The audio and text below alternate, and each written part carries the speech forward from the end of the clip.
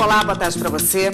A ministra Carmen Lúcia toma posse agora à tarde como presidente do Supremo Tribunal Federal. Ela é a segunda mulher da história a assumir a presidência da mais alta corte do país. A primeira foi a ministra aposentada Ellen Grace. O ministro Dias Toffoli será o vice e a solenidade está marcada para as 3 horas da tarde. Vamos saber os detalhes ao vivo com a repórter Evne Araújo. Boa tarde, Evne. Como estão os preparativos por aí?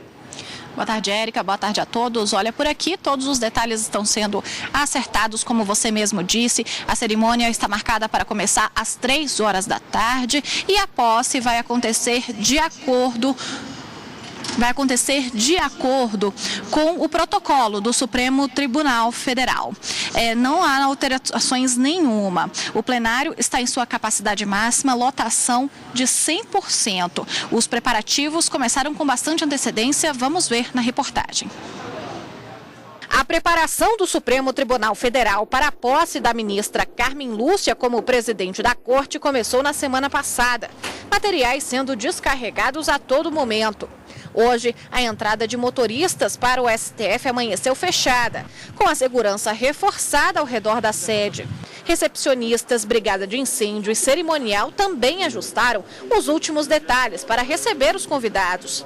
O tapete vermelho foi o primeiro a ser estendido. É por ele que vão passar as autoridades do país. A sessão será aberta pelo atual presidente do STF, o ministro Ricardo Lewandowski, e pelo presidente da República, Michel Temer.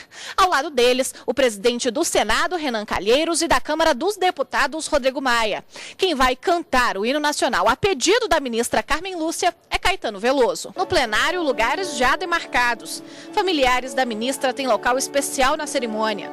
Ministros aposentados, ministros de tribunais superiores e ex-presidentes da República também confirmaram presença na posse.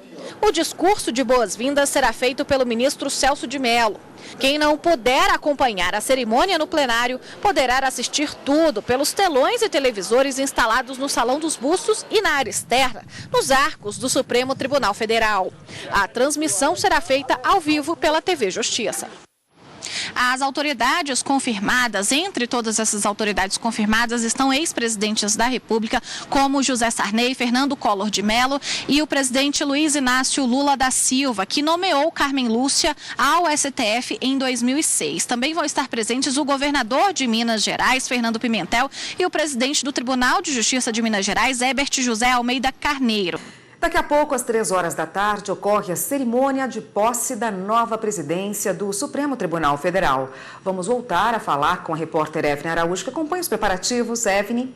Oi, Érica. Pois é, olha, a entrada para o Supremo Tribunal Federal está fechada. Só estão autorizados a passarem por aqui os cerca de 2.000 convidados para a cerimônia. A segurança foi reforçada e o evento deve seguir todo o protocolo eventual, todo o protocolo rigoroso do Supremo Tribunal Federal. Além disso, estão sendo esperadas cerca de 2.000 pessoas, como eu disse, e a cerimônia começa às 3 horas da tarde. A transmissão vai ser feita ao vivo pela TV Justiça. Érica.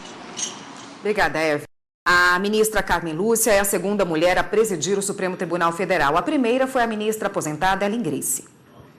A ministra Carmen Lúcia é mineira da cidade de Montes Claros. Foi nomeada para o Supremo Tribunal Federal em 2006, assumindo a cadeira do ministro aposentado Nelson Jobim. Carmen Lúcia se formou em Direito pela Pontifícia Universidade Católica de Minas Gerais e iniciou a carreira jurídica como advogada. Antes de chegar à Suprema Corte, atuou como procuradora do Estado de Minas Gerais. É mestre em Direito Constitucional e especialista em Direito Empresarial. Escreveu vários livros, focados, sobretudo, em Direito de Estado e Administração Pública. Carmen Lúcia foi a primeira mulher a presidir o Tribunal Superior Eleitoral e vai ser a segunda mulher a assumir a presidência do STF. A primeira foi a ministra aposentada Ellen Grace. Bom, e para falar sobre esse assunto, sobre a posse, está aqui no estúdio do Jornal da Justiça, a consultora jurídica da TV Justiça, Gisele Reis. Boa tarde, Gisele. Boa tarde, Érica. Boa tarde a todos.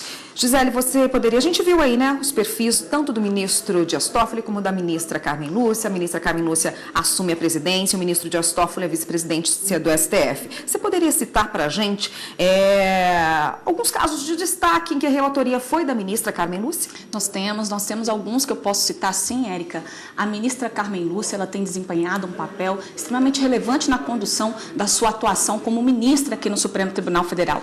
Então, um dos casos que a gente pode mencionar, inclusive foi bastante repercutido na mídia, foi o julgamento de uma ação direta de inconstitucionalidade, que é a 4.815, em que a ministra foi relatora e foi exatamente aquele caso que tratou sobre a necessidade de autorização para a publicação de biografias. Então, o Supremo Tribunal Federal, inclusive acompanhando aí o voto da relatora, entendeu dar interpretação conforme aos artigos do Código Civil, no sentido de que não há necessidade de autorização do biografado, nem mesmo dos seus familiares, quando ele vier a ser falecido, em relação às biografias. Então, as biografias elas podem ser feitas independentemente de autorização. Esse foi um caso de bastante destaque. Um outro caso que eu também poderia citar é uma ação direta de inconstitucionalidade, a 3943, que tratou sobre a legitimidade da Defensoria Pública para proposituras de ações civis públicas. Houve, na verdade, um questionamento feito pela Associação Nacional dos Membros do Ministério Público, que chegou aqui até a Suprema Corte.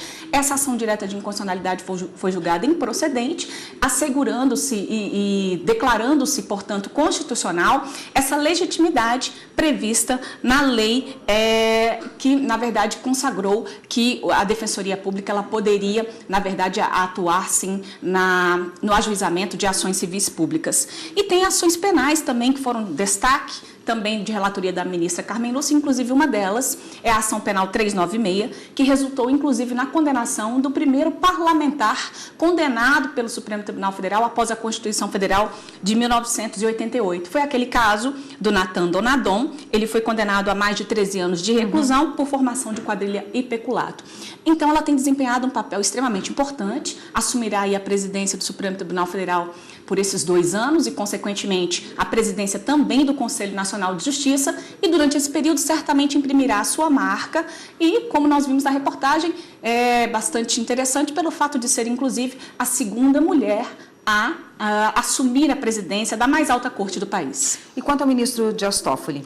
O ministro Dias Toffoli, por sua vez, vai exercer essa vice-presidência. Então, naqueles casos em que houver qualquer impedimento, licença, ou qualquer situação que, na verdade, impeça a ministra no exercício da presidência, ele vai assumir aí a condução dos trabalhos no Supremo Tribunal Federal.